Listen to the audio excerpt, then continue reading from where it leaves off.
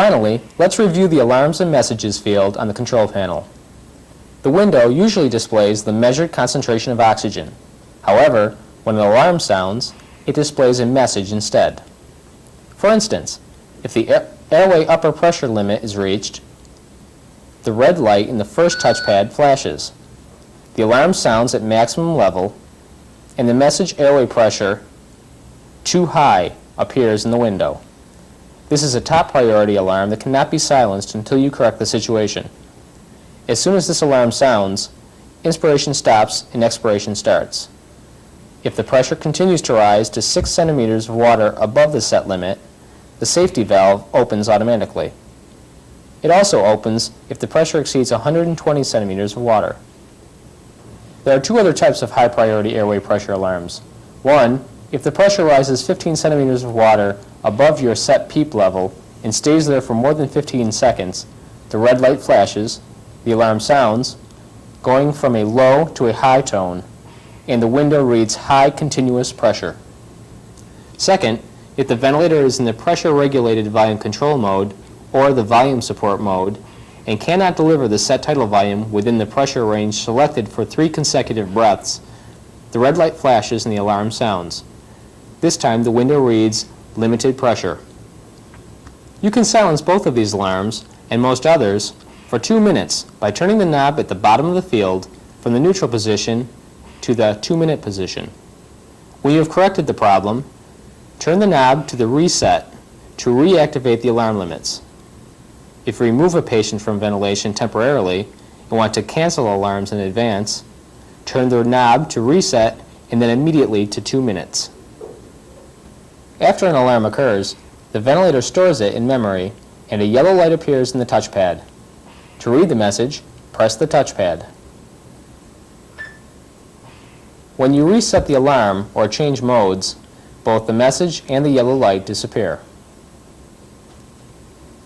A second series of high priority alarms occur if the FiO2 level goes 6% above or below the set oxygen level, or if the oxygen concentration drops below 18%. In this case, the window reads O2 concentration too low or high. If the alarm condition lasts less than 45 seconds, the alarm resets itself automatically. A high priority alarm with the window message O2 sensor indicates that the oxygen cell is not connected. The alarm for carbon dioxide connection is not active at this time. It is included for use with planned future upgrades. When there is a high priority expired minute volume alarm, the window reads expired minute volume too high or too low, depending on which limit has been reached. Remember that when the lower alarm limit is set in its leftmost position, it will be 0.3 of a liter per minute for adults and pediatrics and 0.06 for neonates. The high priority apnea alarm also has different ranges.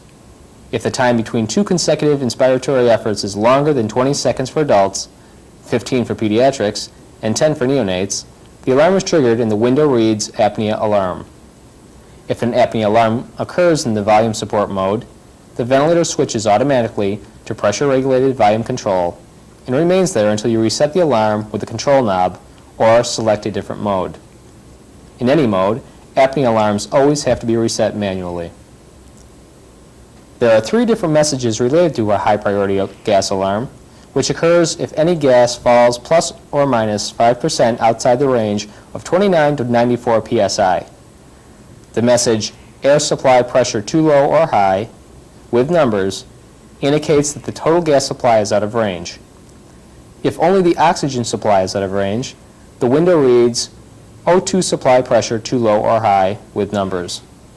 If there is no gas at all, both messages appear.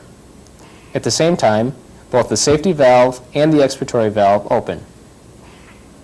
If there is a power failure, the ventilator switches to battery power automatically. There are 3 sets of alarms used during battery operation. First, a high priority alarm sounds to alert you that the ventilator is running off the battery.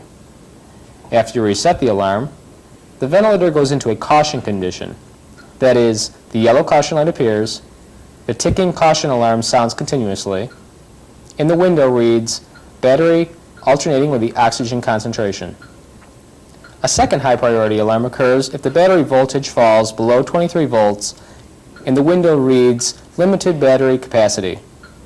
Third, if 21 volts are reached, a high priority that cannot be silenced sounds and the window reads no battery capacity left. If power is restored, the ventilator automatically resets itself. In the technical alarm section, you may see three types of messages. Leakage appears if the difference between the measured inspiratory and expiratory minute volume is greater than 25%, or if the two volumes differ for more than 10 seconds by 0.3 of a liter per minute for adults and pediatrics, or by 0.03 in neonates. It may indicate a leak in the breathing system or a flow transducer error.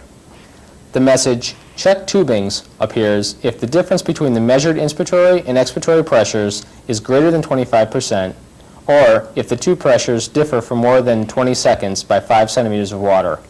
It may indicate a disconnected tube, transducer error, clogged bacteria filter, or some other blockage. In either case, once you reset the alarm, the steady yellow caution light comes on without the caution sound until the difference between the two flows or two pressures is less than 10%. A high priority technical alarm with the message over range occurs if the maximum flow or volume for the selected patient range is exceeded, as we mentioned in the volume field. If a technical alarm occurs and any other message appears in the window, call your technical staff to adjust the ventilator. For a complete listing of alarm functions and messages, check the Patient Safety chapter of your operating manual. This concludes the review of the control panel's function of the Siemens Servo Ventilator 300. For more detailed information, please consult your operator's guide or your Siemens representative.